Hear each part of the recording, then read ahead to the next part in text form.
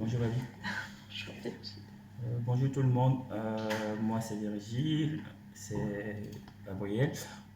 Nous sommes là aujourd'hui parce que nous avons décidé de créer une chaîne YouTube euh, pour partager notre expérience de vie, une expérience qui à un moment donné a été une expérience commune parce que nous avons vécu ensemble et qui aujourd'hui nous vivons chacun de notre côté.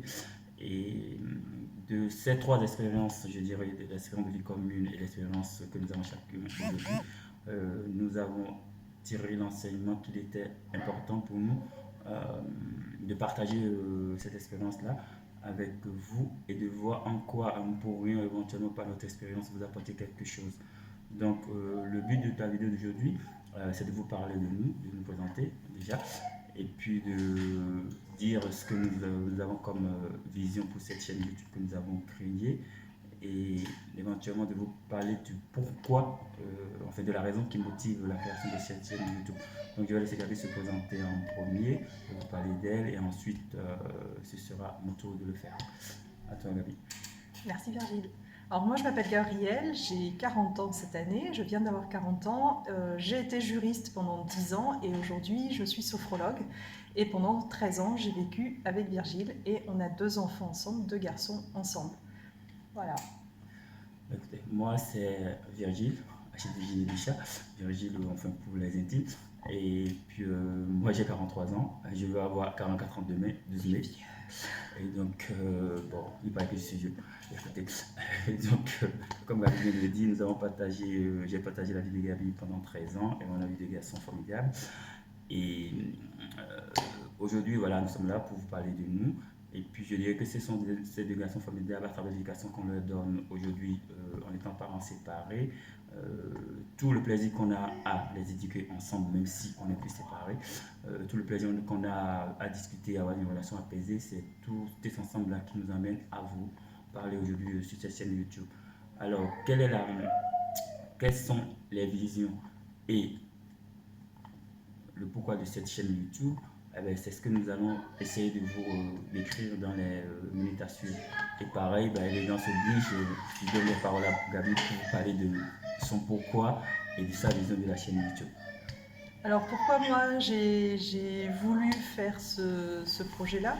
Parce que pour moi c'était important justement de montrer qu'une autre éducation est possible, une autre façon de vivre notre parentalité est possible. On s'est aimé, il y a toujours beaucoup d'amour entre nous, enfin de respect et d'amour. Et voilà, aujourd'hui on est parents et on a choisi communément de rester parents et de rester parents. On fait cette vidéo dans des conditions de c'est les derniers jours des confinements, mais on est quand même confinés. Il y a les enfants à côté, c'est voilà, le direct. Et donc, pour moi, c'était important de partager justement cette vision et le fait qu'on peut créer notre propre parentalité à partir de qui on est, à partir de qui moi je suis et de mes spécificités, à partir de qui Virgile est et surtout à partir de qui nos enfants sont, parce que nos enfants ont chacun une personnalité différente. Et voilà, dans les discussions de la séparation, c'était vraiment qu'est-ce qu'on met en place pour après, pour que on reste des parents, quel que soit ce qui nous lie ou quelles que soient les situations qu'on traverse, on reste des parents et cette bulle-là, cette cellule parent est maintenue et prioritaire en fait. Et créer une parentalité, on est tous les deux d'origine africaine et on a notre histoire éducative et on vit en France depuis à peu près moi 20 ans, Virgile un peu moins. 18. Et il y a vraiment cette idée de, voilà, on a deux cultures, deux bagages, mais qu'est-ce qu'on met dans le pot commun pour créer notre parentalité et comment on vit notre séparation et puis nos parcours de vie individuels. Voilà. Est-ce que ça a été clair? Oui. Merci. Moi, ma vision et mon pourquoi rejoignent aussi ceux de Gabi. Mais bon, il y a quelques précisions éventuellement que je pourrais apporter sur mon pourquoi et ma vision. Mon pourquoi, c'est que, enfin, je vois dans les gens qui m'entourent, qui ne sont pas forcément des gens qui sont proches, mais je vois des gens, par exemple, des collègues ou des amis qui se sont séparés. Je vois que la séparation se passe souvent très mal dans le sens où tu en as toujours un qui se plaint et comme quoi bah, l'autre utilise les enfants pour comme donner des chances dans la relation qu'ils ont, ou que l'autre ne vient pas chercher les enfants quand il doit venir les chercher. Les pensions alimentaires. Et les pensions alimentaires. Donc il y a tout un quiproquo après la séparation. Et ça, c'est quelque chose qui m'a toujours touché. Et je ne comprends pas pourquoi chacun ne prend pas le sens de ses responsabilités ou ne met pas sa fierté ou son ego sous cloche pour pouvoir permettre de mieux gérer cette relation-là. Surtout qu'on sait que derrière, c'est l'éducation des enfants qui peut en partir quelque part.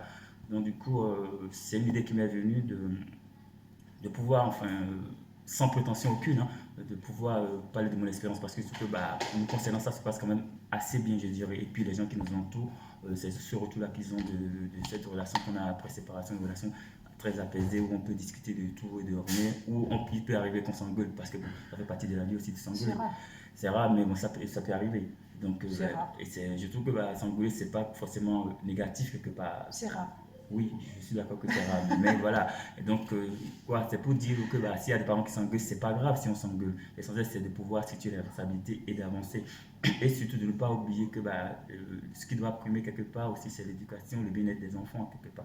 Donc, moi, mon pourquoi quelque part, c'est de pouvoir partager cette expérience-là, cette façon-là que nous, on a. Je ne dis pas que c'est la meilleure façon quelque part. Là, il n'y a pas de meilleure façon non plus. C'est une façon qu'on crée voilà, et qu'on a mis en place et qu'on crée au fur et à mesure des situations. Voilà. Exactement, une façon de faire qui évolue quelque part dans le temps et qu'on voudrait partager et que éventuellement il y a des gens à pouvoir, en fonction de leur personnalité surtout. Initier en fait le fait de pouvoir imaginer et créer sa propre vie en tant que parent séparé, en tant que parent solo, parent isolé ou quelles que soient les situations. C'est comment créer en fait à partir de qui on est. Exactement, et Gabi fait bien le trait d'union, je dirais, entre mon pourquoi de la chaîne et ma vision. Ma vision, c'est surtout ça, c'est de partir de sa personnalité, de partir des deux personnalités, la personnalité des deux personnes en question, intéressées, pour pouvoir créer une alchimie qui fait que cette relation-là puisse être une relation sereine, apaisée, une relation dans laquelle chacun se retrouve sans heurts, quelque part, sans rancune. Et puis voilà, et surtout pour, comme je le disais tout à l'heure, pour le bien-être des enfants, parce que une relation dans laquelle il y a toujours des conflits, forcément les enfants en pâtissent et les enfants ne savent pas forcément où se mettre. Et on ne peut pas demander aux enfants, on ne peut pas mettre cette grande responsabilité sur les enfants en leur demandant de choisir. Ils ne peuvent pas choisir. Ils ont deux parents et les deux parents sont là. Je dirais même que les deux parents doivent être là quelque part pour l'éducation des enfants. Ils doivent être là pour eux. Et voilà, pour donner un exemple tout simple, quand les enfants sont chez moi ou que les enfants sont chez Gabi, des fois ils demandent à parler à l'un ou à l'autre, ils ont des envies de parler à l'un ou à l'autre. Ça ne veut pas dire qu'ils n'aiment pas le parent chez lequel ils sont ou que le parent avec lequel ils ne sont pas le manque à tel point que celui chez qui ils sont est inexistant. Non, ça veut juste exprimer une envie qu'ils ont à un instant T, de pouvoir voir peut-être autre chose, de pouvoir entendre autre chose que ce qu'ils ont. Ils sont en train d'entendre cette semaine-là. Okay. Et je trouve que c'est bien quelque part de leur permettre, par exemple, c'est un exemple que je donne, il y en a plein d'autres comme ça, de leur permettre de pouvoir discuter avec d'autres parents, de pouvoir échanger avec d'autres parents. Et éventuellement, il pourrait y avoir des moments de tension dans la journée. Et cette discussion-là a le mérite ou peut avoir le mérite d'apaiser cette tension-là qu'il y aurait avec le parent chez qui ils sont cette semaine-là et de pouvoir désamorcer le truc et de pouvoir repartir sur quelque chose de plus calme, de plus apaisé après. Donc voilà, vous avez nos deux visions, des visions qui se rejoignent quelque part. Est-ce qu'on peut résumer en une phrase ta vision, ma vision? En une phrase, ma vision, je dirais personnalité, en une phrase, garder sa personnalité propre. C'est pas une vision, ça? Oui, en fait, quand je dis garder sa personnalité propre, c'est dans le sens de la gestion de la préséparation. On n'a pas besoin d'être une autre personne quelque part, c'est ce que je voulais dire. De vouloir jouer un rôle parce que bon, il y aurait des enjeux qui rentrent en tête. Des enjeux qui rentrent en jeu, c'est ça. Il y aurait éventuellement des choses qui font que on a envie de se mettre en position de force. Non, pas du tout. C'est de garder, d'être tel qu'on est et de rester tel qu'on est dans la relation quelque part. Ouais. En ce qui concerne mon pourquoi c'est partager ma vision des choses, mon expérience et éventuellement d'aider des gens qui seraient inspirés par cette envie-là d'avoir un outil ou une personne avec qui ils peuvent échanger et puis développer aussi leur propre façon de gérer leur relation après séparation. Et de ce qu'on avait échangé aussi pour définir un peu ce qu'on voulait pour la chaîne, toi, c'était ce qui te portait aussi, c'était le fait que donner un peu d'espoir, tu vois, parce que la séparation, quand on l'a choisie, c'est peut-être plus facile, quand on l'a subie, c'est moins facile, mais c'est donner justement de l'espoir et de la ressource pour les personnes, pour dire, ben voilà, comment vous pouvez mettre en place, et on s'en sort en fait, on rebondit après une séparation. Oui, ouais, pour rebondir sur ce que tu disais, c'est vrai que dans une séparation, quand on n'est pas acteur, on a parfois tendance à être dans une espèce de victimisation, on subit les choses. Mais c'est que moi, je toujours, comment on appelle, j'aime dire que faut avoir l'intelligence, sinon l'ouverture d'esprit, de transformer tout ce qui pourrait être un handicap ou une difficulté en atout ou en opportunité. C'est très important parce que quand on est dans cette posture-là, on vit des choses de façon un peu plus sereine. Et on ne passe pas son temps à s'apitoyer sur son sort parce que bon, une séparation, c'est pas non plus la fin du monde, non, c'est juste une histoire qui s'arrête. Oui, mais au départ, on peut le vivre comme une. Oui, c'est clair qu'il y a des étapes dans la séparation, une étape où voilà, on peut le vivre comme ça, où on peut me mettre dans la détestation de l'autre quelque part. Ça, je peux le comprendre, même si ça n'a pas été mon cas, je peux le comprendre mais après coup, il faut quand même avoir le courage et l'ouverture d'esprit de dépasser, le recul nécessaire de dépasser ce stade-là et d'être dans qu'on appelle, dans le présent, ne plus être dans le passé et ne pas être forcément aussi dans le futur, à trop anticiper les choses, d'être dans le présent, de vivre l'instant présent, de se poser les bonnes questions, de se demander qui on est, qu'est-ce qu'on veut.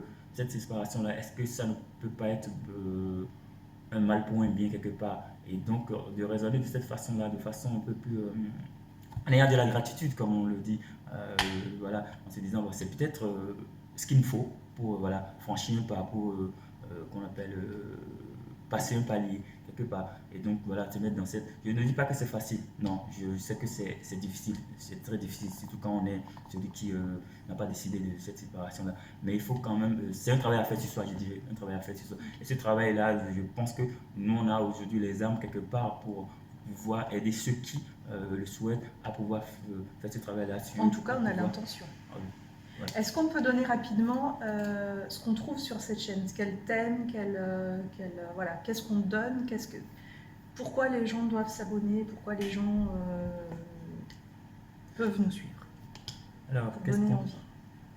Les thèmes qui sont là, il y aura la parentalité, il y aura la gestion de l'après-séparation, une gestion apaisée, surtout, c'est un mot qui me tient en cœur parce que je trouve que c'est quand même la base, quelque part, une gestion apaisée, l'éducation des enfants, comment gérer l'éducation des enfants à deux, tout en n'étant pas ensemble sous le même toit, ce qui est faisable parce que nous on arrive, voilà, comment on peut gérer les finances toujours à deux, puisque les enfants, ils ont des activités quand ils sont à l'école.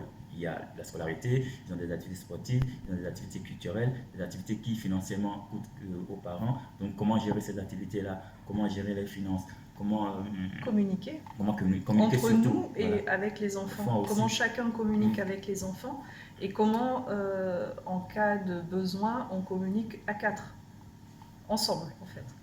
Et comment communiquer même entre parents sans, qu'on appelle, sur d'autres sujets, hein, pas que les enfants. Parce que par exemple, nous on communique sur plein d'autres sujets. Par exemple, moi je suis comme un passionné d'investissement.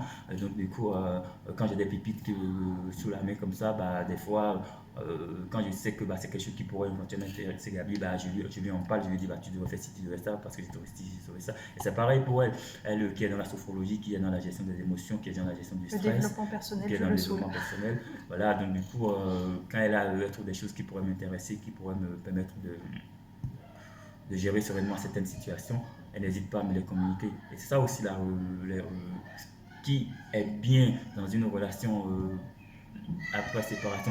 Ce n'est pas peut-être de devenir des amis, parce que tout le monde ne pourra pas être des amis, mais c'est de pouvoir quand même gérer de façon assez responsable, je dirais, cette relation-là, de pouvoir échanger dans, voilà, dans une atmosphère saine, sereine, calme, posée, voilà, sans vouloir, puisque bah, la séparation, à un moment donné, elle fera partie du passé.